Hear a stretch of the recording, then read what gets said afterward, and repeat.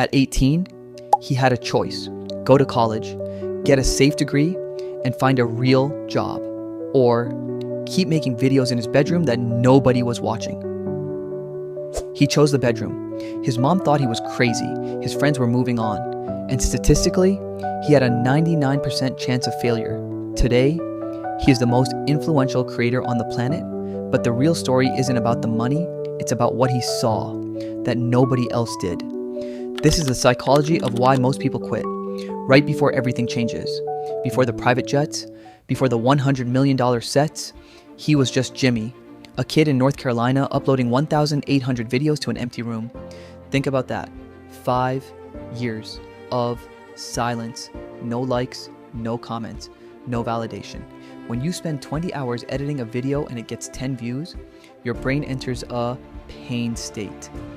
Biologically, we are wired for reward. When effort yields 0 results, your brain screams at you to stop. It's a survival mechanism to save energy. But Jimmy didn't stop, because what he had wasn't motivation. Motivation is a feeling, and feelings fade. He had what psychologists call the obsession loop. This is when the process becomes the reward. He wasn't playing for views anymore. He was playing to solve the puzzle of the algorithm. While his peers were at graduation parties, Jimmy was on Skype calls for 15 hours a day. He found 4 other obsessives. They didn't talk about girls, or sports, or parties. They talked about the first 3 seconds of a video. They talked about the brightness of a thumbnail. This is the mastermind effect, but it came at a cost. While his friends were hitting life milestones, Jimmy felt stuck. That feeling of being left behind is the #1 reason creators quit. It's called social comparison pressure.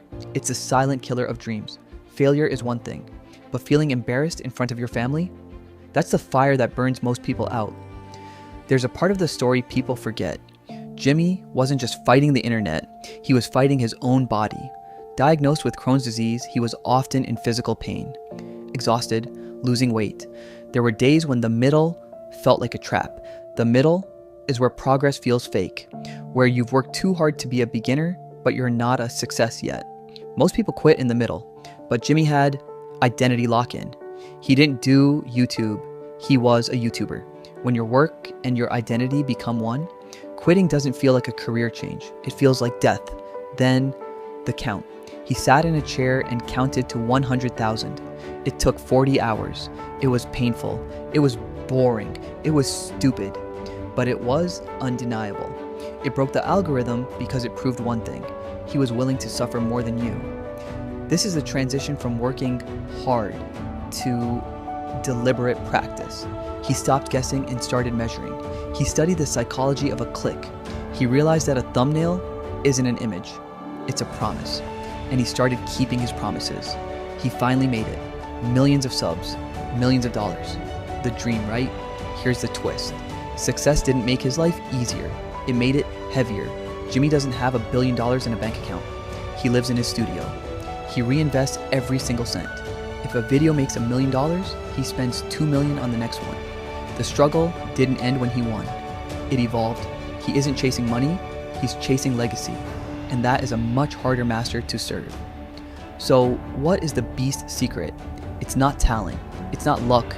It's a single question he answered a decade ago. What pain are you willing to choose? A 9-to-5 job has the pain of boredom and what ifs. A dream has the pain of uncertainty and exhaustion. Most people choose comfortable pain. They choose the pain they can predict. But the 1%, they choose the pain that leads to growth. Remember that 18-year-old? The one with no degree, no job, and a 99% chance of failing? He didn't win because he followed his passion. He won because he followed an obsession he couldn't ignore. So don't ask yourself, what do I love? Ask yourself, what am I willing to suffer for? Because that answer decides your life. Be honest. If you had to count for 40 hours straight to change your life, would you do it? Let me know in the comments.